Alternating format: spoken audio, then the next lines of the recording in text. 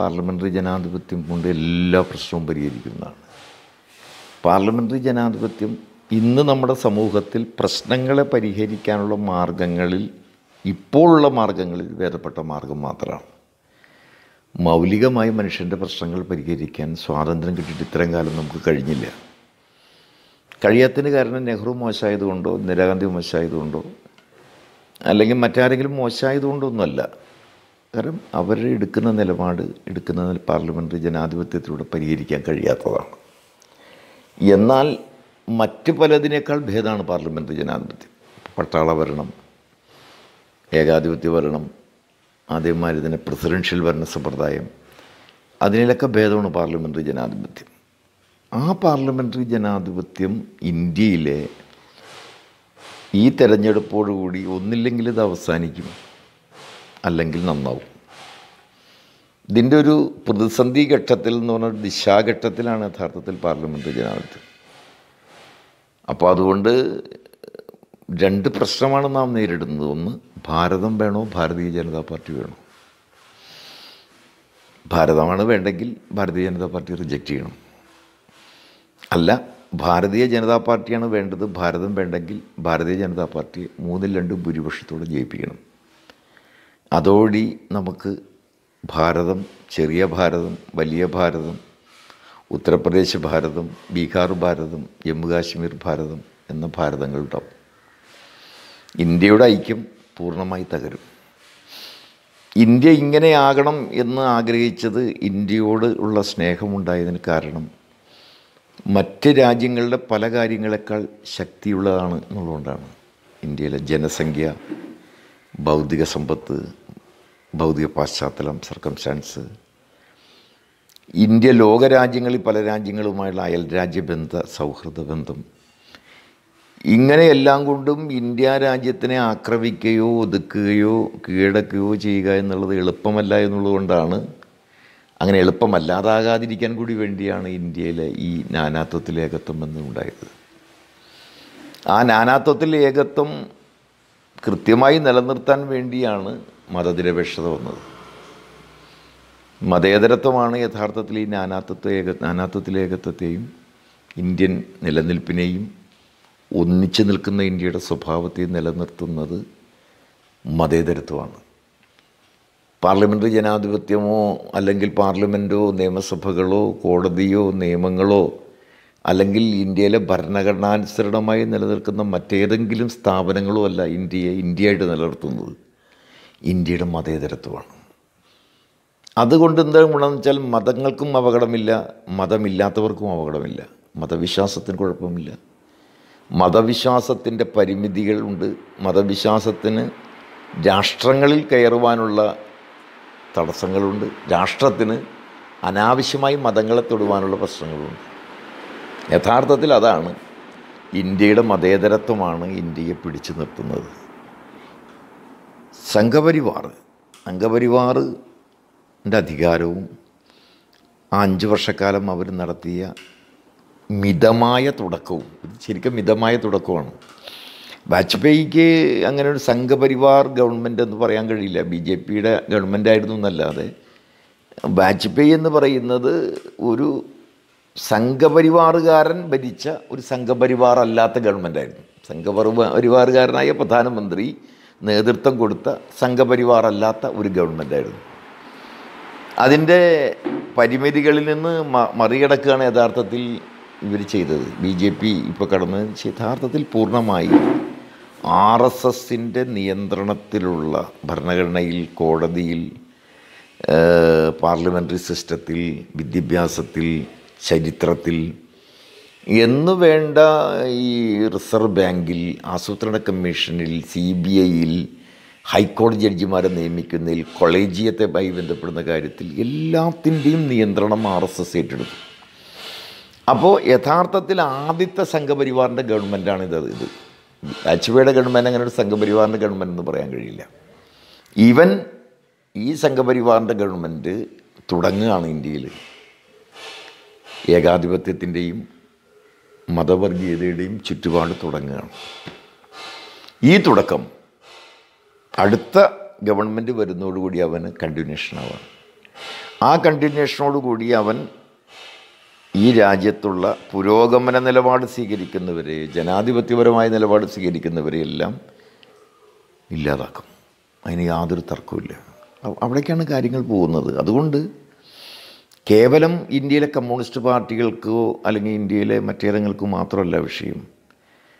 ഒരു രാജ്യം നിലനിൽക്കണമെന്ന് ആഗ്രഹിക്കുന്ന കമ്മ്യൂണിസ്റ്റുകാരല്ലാത്തവർക്കും കമ്മ്യൂണിസ്റ്റുകാരായവർക്കും കോൺഗ്രസ്സിനും സംഘപരിവാറല്ലാത്ത മുഴുവൻ ആളുകൾക്കും ആദ്യം പ്രാഥമികമായ ഗണനാ പരിപാടി എന്ന് പറയുന്നത് ഇന്ത്യയുടെ നിലനിൽപ്പിന് ആവശ്യമാണ് എന്ന് കരുതുന്നവർ മുഴുവൻ ഇതിനെ റിജക്റ്റ് ചെയ്യേണ്ട സമയമായി.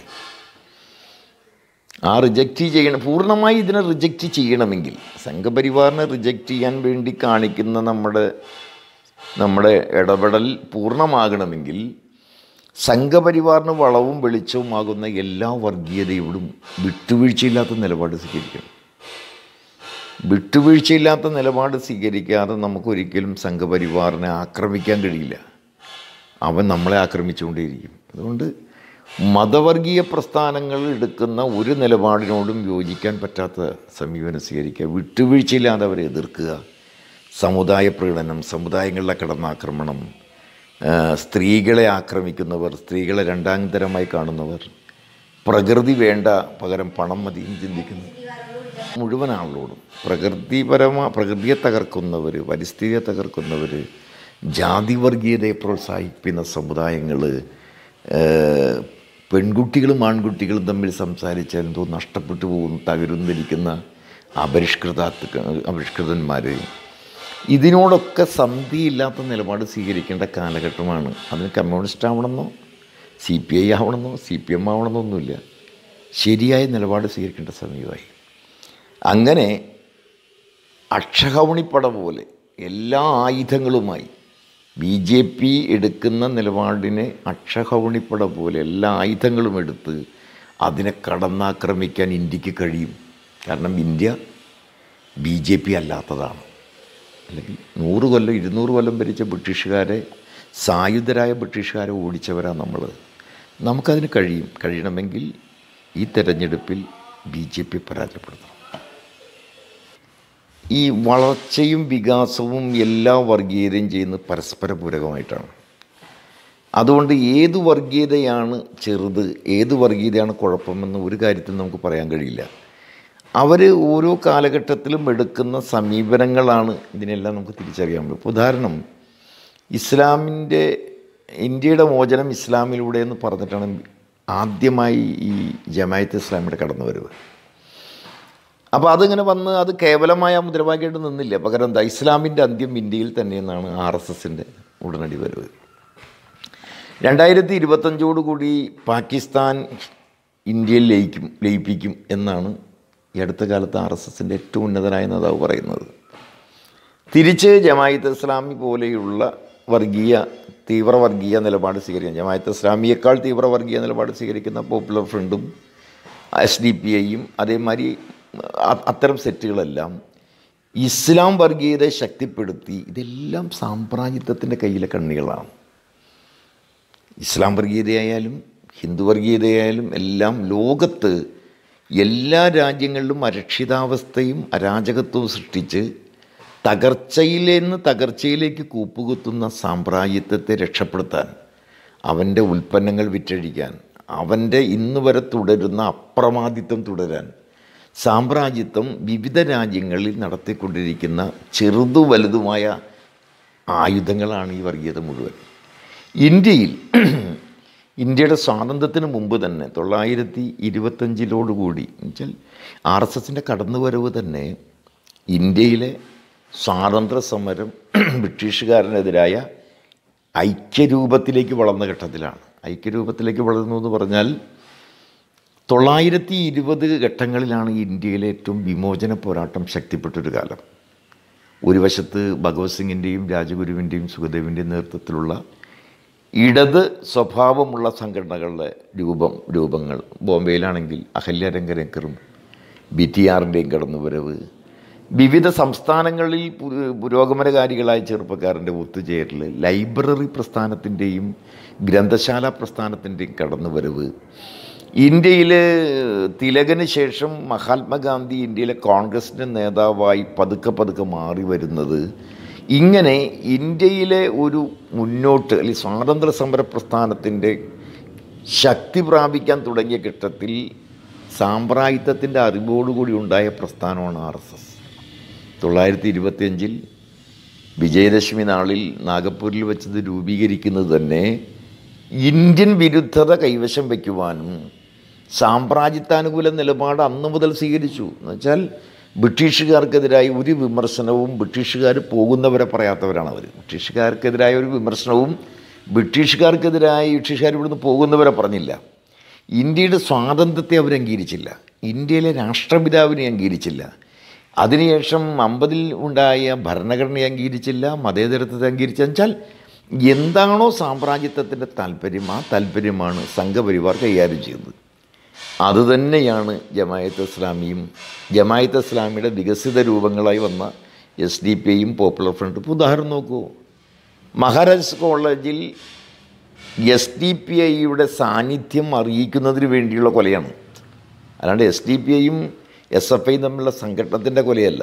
SDP-I എത്തിയിരിക്കുന്നു, അത് ഞങ്ങളിതായ മഹാരാജാസ് കോളേജിൻ്റെ സിഗ്നേച്ചർ ചെയ്യപ്പെട്ടിരിക്കുന്നു എന്ന് വരുത്താൻ കണ്ണിൽ കണ്ട ഒരു പയ്യനെ ഒരു കാരണവുമില്ലാതെ തർക്കമില്ലാതെ അഭിമന്യുവിനെ കൊന്നത് അങ്ങനെയാണ്. എല്ലാ വർഗീയതയും കൈകാര്യം ചെയ്ത് അങ്ങനെയാണ്. വർഗീയത ആളെ അറിയിക്കുന്നത് ബഹളത്തിലൂടെയും കൊലപാതകത്തിലൂടെയാണ്. ഒരു പോലീസ് സ്റ്റേഷനിൽ പഴയകാലത്ത് ഒരു പുതിയ SI വന്നാൽ ഇരിക്കുമെന്നവരെ ഓടിപ്പിച്ച് താൻ സ്റ്റേഷനിൽ പുതിയതായി എത്തിയിരിക്കുന്നു എന്ന് അറിയിക്കുന്നത് പോലെ തന്നെയാണ് സാമ്രാജ്യത്വത്തിൻ്റെ ഏജൻസി പണി ചെയ്യുന്ന എല്ലാ വർഗീയതയും സമൂഹത്തിൽ ഇത്തരം നിലപാടുകൾ, ഭീകര നിലപാടുകൾ സ്വീകരിച്ചുകൊണ്ടാണ് അവരുടെ സാന്നിധ്യം അറിയിക്കുക. ആ ഭീകര നിലപാടിൻ്റെ സാന്നിധ്യമായിരുന്നു മഹാത്മാഗാന്ധിയുടെ കൊല. ഒരിക്കലും ഇന്ത്യയിൽ ആരും മറക്കില്ല. പിന്നെ ഇത് ഇന്ത്യയിൽ ഒരാളും മറക്കാത്ത ഏറ്റവും ഉന്നതനെ നോക്കിക്കൊല്ലുക എന്നുള്ളതാണ്. ശിവരശനും അതേമാതിരി ശ്രീലങ്കൻ തീവ്രവാദികളും കൊല്ലാൻ എന്തിനാണ് രാജീവ് ഗാന്ധി ഇത് വെച്ചത്?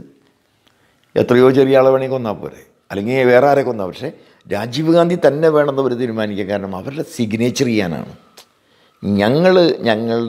ഞങ്ങളുടെ നിലപാട്, ഞങ്ങളുടെ ഒബ്സർവേഷൻ, ഞങ്ങളുടെ അഭിപ്രായം ആണ് ഒരു. അപ്പോൾ എല്ലാ വർഗീയതയും ഈ മതേതരത്വത്തിന് അപകടമാണ്. അതാണ് ഞാൻ പറഞ്ഞത്. ജമായത്ത് ഇസ്ലാമിയെ പിന്നെന്താ, ഏറ്റവും ഭീകരമായ ആൾക്കൂട്ടമാണല്ലോ ഏറ്റവും ഭീകരമാകുന്നത്. ഏറ്റവും കൂടുതൽ ആളുള്ളതാണല്ലോ ഏറ്റവും വലിയത്. അപ്പോൾ ഏറ്റവും കൂടുതൽ ആളുള്ള ഭീകരവാദ പ്രസ്ഥാനമാണ് RSS. അതുകൊണ്ട് അതിനെ ശക്തമായി എതിർക്കണം. ജമായത്ത് ഇസ്ലാമിയോ SDP-യോ വിചാരിച്ച കുറേ ആളുകളെ കൊല്ലാം, കുറേ ഹിന്ദു വർഗീയ സംഘടന ഉണ്ടാക്കാം എന്നല്ലാതെ ഇന്ത്യയിൽ ഒരിക്കലും അവർക്ക് ഭരണം പിടിക്കാൻ കഴിയില്ല. കാരണം അവർ 19 കോടിയേ ആകെ ഉള്ളൂ ഇസ്ലാം. ആ 19 കോടി ഇസ്ലാമിൽ ഈ തീവ്രവാദികളെ അനുകൂലിക്കുന്ന ഇസ്ലാമുകളുടെ എണ്ണം ഇതിനേക്കാൾ എത്രയോ ചെറുതാണ്. അതുകൊണ്ട് ഇവർക്ക് ഈ മുസ്ലിം തീവ്രവാദം ഇപ്പോൾ സൃഷ്ടിക്കുന്നത് ഇന്ത്യയിലെ ഭരണത്തിന് വേണ്ടിയൊന്നല്ല. പകരം അവർ വേറെ താല്പര്യങ്ങളെ സംരക്ഷിക്കാൻ വേണ്ടിയാണ്. ആ താല്പര്യങ്ങളിലേക്ക് ISSലേക്ക് റിക്രൂട്ട്മെൻറ്റ്, അതേമാതിരി തീവ്രവാദ പ്രസ്ഥാനത്തേക്ക് റിക്രൂട്ട്മെൻറ്റ് വേണ്ടി ശ്രമിക്കുന്നതാണ്. അല്ലാണ്ട് ഇവിടെയൊന്നും അവർക്ക് ഭരണം പിടിക്കാനല്ല, എല്ലാത്തിനും ചെറുക്കേണ്ടതാണ്. EMSനോട് ഇരിക്കും പത്രക്കാർ. നമുക്കിപ്പോൾ നമ്മുടെ മാർഗദർശി എന്ന് പറയാവുന്ന ആൾ, അല്ലെങ്കിൽ നമ്മുടെ കൺമുമ്പിൽ നമ്മളൊക്കെ വെച്ചിട്ടുള്ള ഏറ്റവും ഉന്നതനായ മാർക്സിസ്റ്റ് സൈദ്ധാന്തികൻ, അദ്ദേഹത്തിനോട് ഒരിക്കൽ പത്രക്കാർ ചോദിച്ചു, അങ്ങെന്താണ് തെരഞ്ഞെടുപ്പ് കാലത്ത് വിവാദപരമായ ചില കാര്യങ്ങൾ പറഞ്ഞുകൊണ്ടിരിക്കുന്നത്? അത് നമ്മുടെ ഇടതുപക്ഷ ജനാധിപത്യത്തിൻ്റെ തെരഞ്ഞെടുപ്പിനെ ബാധിക്കില്ലെന്ന് ചോദിച്ചു. അന്ന് EMS വളരെ സ്ട്രൈറ്റായിട്ട് പറഞ്ഞ ഉത്തരം, ഞാൻ വിവാദങ്ങളാണ് പറയുന്നതെന്ന് ധരിക്കുന്നത് നിങ്ങളുടെ കുഴപ്പമാണ്. ഞാൻ വിവാദങ്ങളല്ല പറയുന്നത്. തെരഞ്ഞെടുപ്പ് പാർലമെൻ്ററി ജനാധിപത്യത്തിലാണ് ഏറ്റവും ഇന്ത്യയിൽ ആളുകൾ രാഷ്ട്രീയത്ത് ഇടപെടുന്ന സമയം എന്ന് പറയുന്നത് തെരഞ്ഞെടുപ്പ് കാലമാണ്. മിക്കവാറും എല്ലാവരും ഇൻവോൾവ്ഡ് ആവുന്ന ഒരു പൊളിറ്റിക്കൽ ടൈം എന്ന് പറയുന്നത് തിരഞ്ഞെടുപ്പാണ്. ആ സമയത്ത് ഞാൻ എൻ്റെ പാർട്ടിയുടെ അല്ലെങ്കിൽ ഇടതുപക്ഷ രാഷ്ട്രീയത്തിൻ്റെ വിത്തുകൾ മുളപ്പിക്കാൻ എറിയുകയാണ്, അല്ലെങ്കിൽ ഞാൻ എൻ്റെ അഭിപ്രായം പറയുകയാണ്. ആ അഭിപ്രായവുമായുള്ള സംവാദങ്ങളും സംഘർഷങ്ങളും അഭിപ്രായഗതികളും അതൊരു പുതിയ രീതിയിലേക്ക് വളർന്നു വരും. അതുകൊണ്ട് ഐഡിയോളജിക്കലായ എൻ്റെ നിലപാടാണ് ഞാൻ പറയുന്നത്, അല്ലെങ്കിൽ എൻ്റെ ദാർശനികമായ നിലപാട് ഇടതുപക്ഷത്തിൻ്റെ നിലപാട് തെരഞ്ഞെടുപ്പിൽ ആളുകൾ ചർച്ച ചെയ്യാൻ വേണ്ടി പറയുകയാണ് എന്ന് പറഞ്ഞു. അതുതന്നെയാണ് തെരഞ്ഞെടുപ്പ് രാഷ്ട്രീയം. തെരഞ്ഞെടുപ്പ് രാഷ്ട്രീയത്തിൻ്റെ മൗലികത എന്ന് പറയുന്നത് നയമാണ്. ഞങ്ങൾ ഇന്ന നയമാണ് കൈകാര്യം ചെയ്യുന്നത്, ആയതിനാൽ ഞങ്ങൾക്ക് വോട്ട് ചെയ്യുന്നതാണ്. മറ്റവർ ഇന്ന നയമായതുകൊണ്ടാണ് ഞങ്ങൾക്ക് വോട്ട് ചെയ്യാൻ പറയുന്നതും കൂടിയാണ്. അതിന് പകരം എന്താവുമെന്ന് വെച്ചാൽ വ്യക്തികളുടെ മികവ്, വ്യക്തിയും മികവുറ്റതാവണം. തിരഞ്ഞെടുപ്പിൽ നിൽക്കുന്ന വ്യക്തി നയം കൊണ്ട് മാത്രമായില്ല. ഒരാളുടെ കയ്യിൽ പേറുന്ന നയം കൊണ്ട് മാത്രം ആ നയം വിശുദ്ധമാകില്ല. നയം നല്ലത് തന്നെ വേണം. നയത്തിനോടൊപ്പം തന്നെ ആ വ്യക്തിയും ഭേദപ്പെട്ടതാകണം. എന്തെല്ലാം തരത്തിലാണ് ഭേദം എന്ന് പറയുന്നത്? കാണാൻ അഴക് മാത്രമല്ല, അഴകുള്ളത് നല്ലതാണ്. അഴകിനോടൊപ്പം തന്നെ എന്ത് വേണമെന്ന് വെച്ചാൽ ആ വ്യക്തിയുടെ മികവ് വരുന്നത് ആ വ്യക്തി സൂക്ഷിക്കുന്ന സത്യസന്ധത, നിയമസഭയിൽ അയാളെടുക്കുന്ന നിലപാട്, പാർലമെൻറ്റിൽ അയാളെടുക്കുന്ന നിലപാട്, അയാളുടെ സമീപനങ്ങൾ, അയാളുടെ സമൂഹത്തിനോടും വ്യക്തികളോടുമുള്ള അയാളുടെ ഇടപെടൽ ശക്തി, ഇതൊക്കെയാണ്. പക്ഷെ എന്തുകൊണ്ടോ അതിലൊക്കെ തന്നെ മാറ്റം വന്നത് ആരുടെയെങ്കിലും ഒരു കുറ്റം കൊണ്ടല്ല. പകരം തെരഞ്ഞെടുപ്പെന്ന് പറയുന്നത് അതല്ലാതായി മാറുകയും പകരം തെരഞ്ഞെടുപ്പെന്ന് പറയുന്നത് ആളെ കെട്ടിപ്പിടിക്കലും വയ്ക്കലും, അതേമാതിരി തന്നെ കല്യാണ വീട്ടിൽ പോലും MLA ആയാൽ എല്ലാ കല്യാണ വീട്ടിൽ പോകുന്നവനാണ് MLA, എല്ലാ മരണ വീട്ടിൽ പോകുന്നവനാണ് MLA എന്നറിയാതെ ജനങ്ങൾ നിങ്ങളെ MLA എങ്ങനെയുണ്ട് തിരക്കേടില്ലെന്ന് വെച്ചാൽ അയ്യോ നല്ല MLA ആണ്. എന്താ കാരണം കല്യാണവും മരണവും എല്ലായിടത്തും അദ്ദേഹം വരും, വന്നാൽ അപ്പം പോവില്ല. ഉണ്ണിയാടനെ കുറിച്ചൊക്കെ അങ്ങനെയാണ് പറയാറ്. ഒരു MLAയിൽ നിന്ന് സമൂഹം പ്രതീക്ഷിക്കേണ്ട അതാണോ? തെറ്റിദ്ധരിപ്പിക്കുകയാണ് നമ്മൾ ചെയ്തത്. MLA നന്നായി പെരുമാറണം എന്നുള്ളത് കറക്റ്റ്. എന്നാൽ MLA നിയമസഭയിൽ മുഴുവൻ സമയം ഇരിക്കുകയും നിയമസഭയുടെ എല്ലാ ദിവസവും നിയമസഭയുള്ള ദിവസം പോവുകയും നിയമസഭയ്ക്കകത്ത് ആ മണ്ഡലത്തിൻ്റെ ആവശ്യകത അവതരിപ്പിക്കുകയും നിയമസഭയിൽ നിന്നും ഗവൺമെൻറ്റിൽ നിന്നും ആ നിയമസഭാ മണ്ഡലത്തിലേക്ക് കിട്ടുന്നതെല്ലാം മേടിച്ചെടുക്കുന്ന എല്ലാം അഴിമതിയില്ലാതെ ഇംപ്ലിമെൻ്റ് ചെയ്യാൻ വേണ്ടി ക്ഷീണമില്ലാതെ പ്രയത്നിക്കാനുള്ള ചുമതലയാണ് യഥാർത്ഥത്തിൽ MLAയുടെ. ആ പണിയൊക്കെ ഇപ്പോൾ പോയി. MLA ഒന്നും വികസിപ്പിച്ചില്ലെങ്കിലും കല്യാണത്തിനും മരണത്തിനും മറ്റു കാര്യങ്ങളിലും 2 റോഡ് ടാറിങ് ചെയ്യും, 2 ബോർഡും വെച്ചാൽ MLA എന്നാണ്. ഇത് എല്ലാ മേഖലയിലും വന്നു കഴിഞ്ഞു. അതുകൊണ്ട് തെരഞ്ഞെടുപ്പിൻ്റെ രീതികളിൽ വലിയ മാറ്റം വന്നു. തെരഞ്ഞെടുപ്പിൽ നമ്മൾ ആളോട് നല്ലോണം പെരുമാറാം. പക്ഷേ തെരഞ്ഞെടുപ്പിൽ നിന്ന് കാലത്തല്ലാത്ത ഒരാൾ ആ ആൾ തന്നെ തെരഞ്ഞെടുപ്പ് കാലമാകുമ്പോൾ വേറൊരാളാവാൻ പാടില്ല. ഇപ്പോൾ തെരഞ്ഞെടുപ്പ് കാലത്ത് ഞാൻ എങ്ങനെയായിരുന്നു, തെരഞ്ഞെടുപ്പിന് മുമ്പ് എന്നെ മത്സരിപ്പിക്കുന്നതിന് മുമ്പ് ഞാൻ എങ്ങനെയായിരുന്നു, എൻ്റെ പെരുമാറ്റം എങ്ങനെയാണ്, എൻ്റെ സമീപനം എങ്ങനെയാണ് ആണോ, അതേ പെരുമാറ്റത്തിൽ നിന്ന് വേണമെങ്കിൽ അല്പം കൂടുതലാകാം. തിരഞ്ഞെടുപ്പ് സമയത്ത് വേണമെങ്കിൽ മുടി ഈരാത്ത ഒരാൾ വേണമെങ്കിൽ മുടി ഈരി വയ്ക്കാം. കണ്ടമാനം താടി വളർത്തുന്ന ആളുകൾക്ക് വൈകൃതം തോന്നുക എന്ന് ഭയന്നുകൊണ്ട് വേണമെങ്കിൽ കുറച്ച് താടിയൊക്കെ വെട്ടി നിരയാക്കാം. അതേമാതിരി വേണമെങ്കിൽ മുഷിഞ്ഞ ഷർട്ടും മുണ്ടൊക്കെ സ്ഥിരം കൊടുത്തിരുന്ന ആളെങ്കിൽ വേണമെങ്കിൽ ഇത്തിരി വെളുത്ത മുണ്ടോ അല്ലെങ്കിൽ ഷർട്ടോ മുണ്ടോ കൊടുക്കാം. പൊട്ടിയ വാറുള്ള ചെരുപ്പാണെങ്കിൽ ആ ചെരുപ്പ് മാറ്റി ഒന്ന് നടക്കാൻ കൂടി സൗകര്യം തിരഞ്ഞെടുപ്പ് കാത്തുള്ളതുകൊണ്ട് വേണമെങ്കിൽ ചെരുപ്പ് നല്ലത് ഇടാം.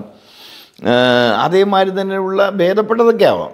മാന്യമായി ചിരിക്കാൻ അറിയാത്ത ആളായിരുന്നുവെങ്കിൽ അയാൾക്കൊന്നും മാന്യമായി ചിരിക്കാം, സൗഹൃദം പങ്കിടാമെന്ന് പറഞ്ഞാൽ എക്സാഗ്രേഷൻ. അത് തമിഴ്നാട് രാഷ്ട്രീയത്തിൽ നിന്നാണ് ആളിലൊക്കെ പഠിച്ചത്. എക്സാഗ്രേഷൻ, ആളിനെ കെട്ടിപ്പിടിക്കുക, പേരിടുക, ഉമ്മ വയ്ക്കുക, ഇതൊക്കെ തമിഴ് സിനിമയിലും തമിഴ് രാഷ്ട്രീയത്തിലുമുള്ള എക്സാഗ്രേഷനാണ്. അത് പതുക്കെ നമ്മളിലേക്കും പകർന്നു വരികയാണ്. അതെന്തുണ്ടാകുമെന്ന് വെച്ചാൽ അവസാനം ഇത് മാത്രമാവുകയും രാഷ്ട്രീയവും ഐഡിയോളജിയും തിരസ്കരിക്കപ്പെടുകയും ചെയ്യും. അവസാനം അരാഷ്ട്രീയവൽക്കരിക്കും സമൂഹം. അവസാനം സമൂഹം എന്താ വെച്ചാൽ കാണാൻ ഭംഗിയുള്ളവർ മാത്രം തിരഞ്ഞെടുപ്പിൽ നിന്നാവും. ഒരു ഘട്ടം കഴിഞ്ഞാൽ കാണാൻ ഭംഗിയുള്ളവർ, അതേമാതിരി സുന്ദരന്മാർ തുടങ്ങിയ ആളുകൾ നിന്നാൽ മതി, അല്ലെങ്കിൽ പണക്കാർ നിന്നാൽ മതി, അല്ലെങ്കിൽ സൗകര്യമുള്ളവർ നിന്നാൽ മതി എന്ന തരത്തിലേക്ക് തിരഞ്ഞെടുപ്പ് പ്രൊഫഷണലൈസ് ചെയ്യപ്പെടും. അതൊരപകടമാണ്. പാർലമെൻ്ററി ജനാധിപത്യത്തിൻ്റെ അപകടത്തിൽ നിൽക്കുന്നൊരു കാലം. ആ പാർലമെൻ്ററി ജനാധിപത്യത്തിന് അകത്തെ ആഭ്യന്തരാന്തരീക്ഷവും ഇതുമൂലം അപകടത്തിലാവും. അതുകൊണ്ട് എല്ലാ രാഷ്ട്രീയ പാർട്ടികളും അത് പരിശോധിക്കുകയും പരിശ്രമിക്കുകയും എന്തെങ്കിലും കുറവുണ്ടെങ്കിൽ തിരുത്തുകയൊക്കെ ചെയ്യുന്നത് നല്ലതാണ്. എന്ന് പറയുന്നത് ഏകപക്ഷീയമല്ല. ഉദാഹരണം ഞാൻ പറയാം. കേരളത്തിൽ CPMൻ്റെ അടിയന്തരാവസ്ഥയ്ക്ക് ശേഷം 100 കണക്കിന് കമ്മ്യൂണിസ്റ്റുകാരെ കൊന്നു. CPMൻ്റെ രക്തസാക്ഷികളായി. 20-നും 30 വയസ്സിനും ഇടയിലുള്ള കുഞ്ഞി പിള്ളേരാണ് ഇതിൽ ഭൂരിപക്ഷവും. അതിൽ ഭൂരിപക്ഷം ആളുകളെയും കൊന്നത് RSS ആണ്. കുറച്ച് കോൺഗ്രസ് കൊന്നു, കുറച്ച് SDP കൊന്നു. ഇപ്പോൾ ഇടതുപക്ഷ മുന്നണി ആയതുകൊണ്ട് ഞാൻ മറ്റാളുടെ പേര് പറയണില്ല. ഇതിൻ്റെ കാര്യം എന്താണെന്ന് വെച്ചാൽ എല്ലാവരും കൊല്ലാൻ തിരഞ്ഞെടുക്കുന്നത് ഒരു പാർട്ടിയാണ്. എല്ലാവരും കൊല്ലാൻ അല്ലെങ്കിൽ എല്ലാവരും വന്ന് ആക്രമിക്കുന്നത് ഒരു പാർട്ടിയാണ്. അങ്ങനെ വന്നുമ്പോൾ സ്വാഭാവികമായ ഒരു കരണപ്രതികരണത്തിൻ്റെ ബന്ധം തന്നെ എല്ലാവരും പ്രതിരോധിക്കാൻ ഈ പാർട്ടിക്ക് തയ്യാറാവേണ്ടി വരും. എല്ലാവരും ആക്രമിച്ച് കൊല്ലാൻ തീരുമാനിക്കുന്ന ഒരു പാർട്ടിക്ക് എല്ലാവരെയും പ്രതിരോധിക്കേണ്ടിയും വരും. അപ്പം എന്ത് ചെയ്യും? ദേ കണ്ടില്ലേ, CPM എന്നുള്ള പാർട്ടി എല്ലാവരും ആക്രമിക്കും. അതിന് കാരണമുണ്ട്. എല്ലാവരും ആക്രമിച്ചതിന് പ്രതിരോധിക്കുകയാണ് ചെയ്യുന്നത്. യഥാർത്ഥത്തിൽ അതില്ലായിരുന്നുവെങ്കിൽ ഇന്ന് കേരളത്തിലെ കോൺഗ്രസ് പോലും ഉണ്ടാവുമായിരുന്നില്ല. CPM അല്ലെങ്കിൽ ഇടതുപക്ഷ പാർട്ടികളുടെ നിലനിൽപ്പ് മാത്രമല്ല, CPM ആശയപരമായും രാഷ്ട്രീയപരമായും സംഘടനാപരമായും കായികപരമായും RSSനെ പ്രതിരോധിച്ചിരുന്നില്ല എങ്കിൽ BJP ഇവിടെ വളരുമായിരുന്നു. BJP വളരുകയും CPMഉം ഇടതുപക്ഷ മുന്നണിയും ക്ഷീണിക്കുകയും ചെയ്തിരുന്നെങ്കിൽ കോൺഗ്രസ്സിലെ പലവരും കൂട്ടം കൂട്ടമായി വടക്കേന്ത്യയിലെ പോലെ BJPയിലേക്ക് പോകുമായിരുന്നു. യഥാർത്ഥത്തിൽ ഇപ്പോൾ ഈ KV തോമസ് മാഷും PJ കുര്യനും അടങ്ങുന്നവർ BJPയിലേക്ക് പോകാതിരുന്നതിൻ്റെ കാരണം എന്താണെന്ന് വെച്ചാൽ അത് കോൺഗ്രസിൻ്റെ മെച്ചം കൊണ്ടല്ല. അതാണ് ധരിക്കേണ്ടത്. PJ കുര്യനും KV തോമസ് മാഷും പോകാതിരുന്നതിൻ്റെ കാരണം BJP ഇവിടെ വലുതല്ലാത്തതുകൊണ്ടാണ്. ഈ തെരഞ്ഞെടുപ്പിൽ BJP വലിയ 10-15 സീറ്റിലൊക്കെ ജയിക്കുമെന്ന് KV തോമസ് മാഷ്ക്കും PJ കുര്യനും തോന്നിയെങ്കിൽ അവർ ഇന്നലെ തന്നെ പോയേനെ. പക്ഷേ ഇവർ വലുതാകില്ല എന്ന് ഉറപ്പാണ്. ഇവർ വേണമെങ്കിൽ കുറച്ചും കൂടി വലുതാകുമായിരിക്കാം. എന്നാൽ ഇവർക്ക് വലുതാകാനുള്ള പാശ്ചാത്തലമോ ഇടമോ കേരളത്തിലില്ല. ആ പാശ്ചാത്തലമോ ഇടമോ ഇല്ലാതായത് യഥാർത്ഥത്തിൽ കോൺഗ്രസിൻ്റെ മഹത്വം കൊണ്ടല്ലോ. ഇവൻ വടക്കേ ഇന്ത്യയിൽ കിനിഞ്ഞിറങ്ങുന്ന പോലെ കൊന്നും കൊലവിളിച്ചും ഭീഷണിപ്പെടുത്തിയും ആക്രമിച്ചും മാനഭംഗം ചെയ്തും മുസ്ലിങ്ങളുടെ വീട് കൊള്ളയടിച്ചും ഇവനിങ്ങനെ പെയ്തിറങ്ങാണ് സംഘപരിവാർ വടക്കേ ഇന്ത്യയിൽ. അവിടെയൊക്കെ കോൺഗ്രസ് ഉണ്ടായിരുന്നു. പക്ഷെ അവരെന്ത് ചെയ്തു? പെയ്തിറങ്ങുന്ന ഈ പെരുമഴയെ ഭയന്ന് മഴയെ സഹായിക്കാൻ അങ്ങോട്ട് വിടുകയാണ് ചെയ്തത്. BJPയിലേക്ക് ചേരാണ് ചെയ്യണേ. ഇവിടെ അങ്ങനെ ഈ പെയ്തിറങ്ങാൻ ശ്രമിക്കുന്ന ഈ BJPയെ തടയുക എന്നത് ശരീരം കൊണ്ടും തത്വശാസ്ത്രം കൊണ്ടും മനസ്സുകൊണ്ടും സംഘടന കൊണ്ടും CPM പരിശ്രമിച്ചതുകൊണ്ട് എന്ത് ഗുണം കിട്ടി? ഇവനിറങ്ങാൻ കഴിഞ്ഞില്ല. ഇറങ്ങാൻ കഴിയാത്തത് കൊണ്ട് അവൻ ക്ഷീണിച്ചു പോയി. അവൻ ക്ഷീണിച്ചു പോയതുകൊണ്ട് ഇത്രയും ഐഡിയോളജിക്കലായി പാപ്പരീകരിക്കപ്പെട്ട കോൺഗ്രസ് കേരളത്തിൽ മാത്രമാണ് ഒറ്റ MLAയും BJP പോകാത്തത്. അവർ പറയുന്നത് എന്താണെന്ന് വെച്ചാൽ ഞങ്ങളുടെ മെച്ചൊന്നും അല്ല, നിങ്ങളിന്ന് ആൾ പോകാത്തതിന് കാരണം സത്യസന്ധമായി പറഞ്ഞാൽ BJP ദുർബലമായതുകൊണ്ടാണ്. BJP ദുർബലമാവാനുള്ള യാഥാർത്ഥ്യവും യഥാർത്ഥ കാരണവും CPM ആണ്. CPM ദുർബലപ്പെടാതിരിക്കാൻ അപ്പോൾ നോക്കേണ്ടത് ആരാണ്? യഥാർത്ഥത്തിൽ CPM ദുർബലപ്പെടാതിരിക്കാൻ നോക്കേണ്ടതിൻ്റെ ഉത്തരവാദിത്വം കോൺഗ്രസ്സിനുണ്ട്. കാരണം CPM ദുർബലപ്പെട്ടാൽ CPM ദുർബലമാകുന്നതിനേക്കാൾ വേഗതയിൽ കോൺഗ്രസ് ദുർബലമാകും. ഇവിടുത്തെ മതന്യൂനപക്ഷങ്ങൾക്കുണ്ട്. മതന്യൂനപക്ഷങ്ങളുടെ ഏതെങ്കിലും വർഗീയവാദികൾക്കല്ല, മതന്യൂനപക്ഷങ്ങൾക്കുണ്ട്. ഇവിടുത്തെ ശാസ്ത്രജ്ഞന്മാർക്കുണ്ട്, ചരിത്രകാരന്മാർക്കുണ്ട്, ബുദ്ധിജീവികൾക്കുണ്ട്. ബുദ്ധിജീവി ആവുക എന്ന് പറഞ്ഞാൽ ഏതെങ്കിലും അക്കാദമിയുടെ പ്രസിഡൻറ്റോ സെക്രട്ടറി ആവലല്ല. തീയാവുക എന്ന് പറഞ്ഞാൽ ഏതെങ്കിലും അക്കാദമിയുടെ പ്രസിഡൻ്റ് ആവുക, അതിൽ ഡയർ ബോർഡ് മെമ്പറാവൽ എന്നുള്ളത് ബുദ്ധിജീവിയാവുന്ന ബുദ്ധി കൊണ്ട് ജീവിക്കാന്നതിൻ്റെ അർത്ഥം. അത് ബുദ്ധിജീവിയാവില്ല. അത് ബുദ്ധി കൊണ്ട് ജീവിക്കുന്ന ആളുകളെ സംബന്ധിച്ചാണ്. ബുദ്ധിജീവി എന്ന് പറയുന്നത് മറ്റുള്ളവരെക്കാൾ അസാമാന്യ ബുദ്ധിയെടുത്ത് സമൂഹത്തിനെ കിരാതത്വം ഏൽപ്പിക്കാൻ പോകുന്നവരെ മറ്റുള്ളവർക്ക് അറിയുന്നതിനേക്കാൾ മുമ്പ് അറിഞ്ഞ് അത് പറയുക എന്നുള്ളതാണ് ബുദ്ധിജീവി. അതാണ് ഭൗതികതര പ്രത്യേകത. കാറ്റ് വരാൻ പോകുന്നു എന്നുള്ളത് ശാസ്ത്രജ്ഞന്മാർ പറയുന്ന പോലെ ഇവിടെ കുഴപ്പങ്ങൾ വരാൻ പോകുന്നു എന്ന് കേവലം ചുമട്ടുതൊഴിലാളിക്കും കേവലം കർഷകത്തൊഴിലാളിക്കും തെങ്ങുകയറ്റക്കാർക്കും ഓട്ടോറിക്ഷ ഓടിക്കുന്നവനും അറിയുന്നതിനേക്കാൾ മുമ്പ് കാര്യങ്ങൾ അപഗ്രഥിച്ച് മനസ്സിലാക്കി വരുന്ന കാര്യം ജനങ്ങളോട് വിശദീകരിക്കുകയും ഇറങ്ങി ഇടപെടുകയും ചെയ്യുന്നവൻ്റെ ഒരു ബുദ്ധിജീവി.